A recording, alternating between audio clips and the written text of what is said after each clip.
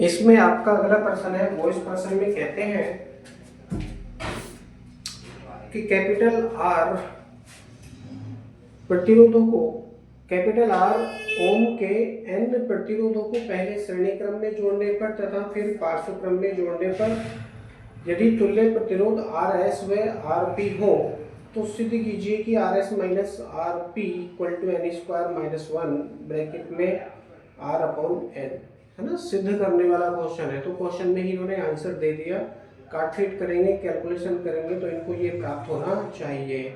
N प्रतिरोध है, जब उनको श्रेणी क्रम में जोड़ा जाएगा तो सभी एन प्रतिरोधों को जब श्रेणी क्रम में जोड़ा जाएगा तो श्रेणी क्रम के लिए सूत्र होता है आर एस। अब आर के सापेक्ष पे एस लिखा है, एस फॉर सीरीज होता है, सीरीज माने श्रेणी क्रम। तो आर एस इक्वल टू क्या हो जाएगा, R plus R plus R plus R dot dot N पदों तक कम करेंगे तो एन इंटू आर हो जाएगा। क्या हो जाएगा, एन इंटू आर। तो श्रेणी क्रम के लिए सूत्र हो जाएगा R S equal to N into R. जब उनको समांतर क्रम में जोड़ेंगे, समांतर क्रम को अंग्रेजी में कहते हैं पैरेलल फॉर्म, तो आर के सापेक्ष में पी लिखा हुआ है वहां पर, तो उसको कहेंगे रेजिस्टेंस इन पैरेलल फॉर्म। ठीक है, लिखेंगे समांतर क्रम में।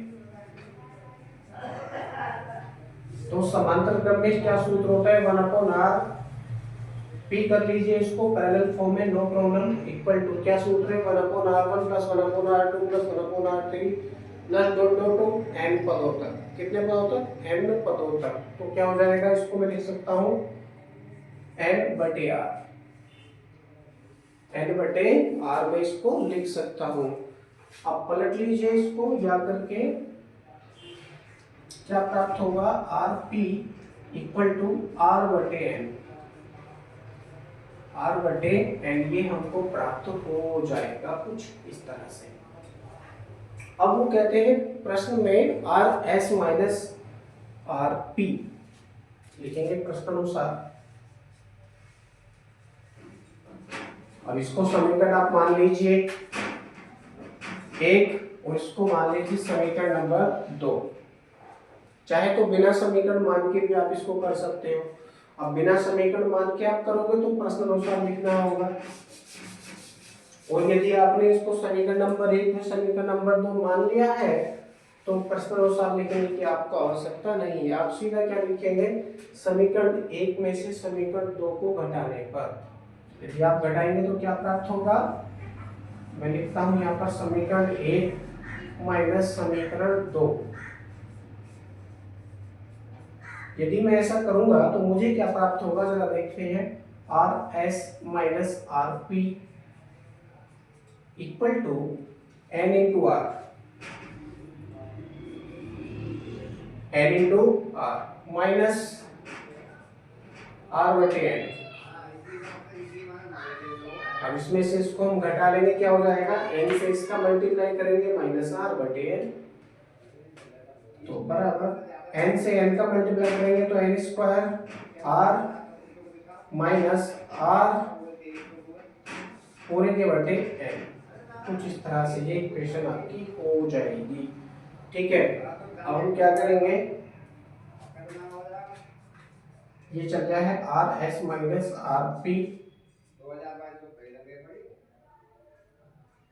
अब यहाँ से हम क्या कॉमन कर सकते हैं, आर यहाँ पे भी है, आर यहाँ पर भी है, तो हम यहाँ से आर को कॉमन कर सकते हैं। तो क्या हो जाएगा, R S minus R P equal to, यहाँ से यदि हम आर को कॉमन करेंगे तो अंदर क्या बचेगा, N square minus one, N square minus one पूरे के बटे एन, ये हमको प्राप्त होगा। या करके आप एक और लाइन लिख सकते हैं, R S minus R P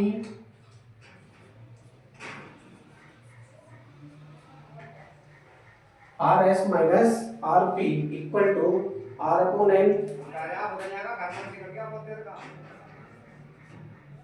are upon N bracket में N square minus one, N square minus one, ये आपको प्राप्त हो जाएगा और यही आपका आंसर है और यही आपको सिद्ध करना था। ठीक है,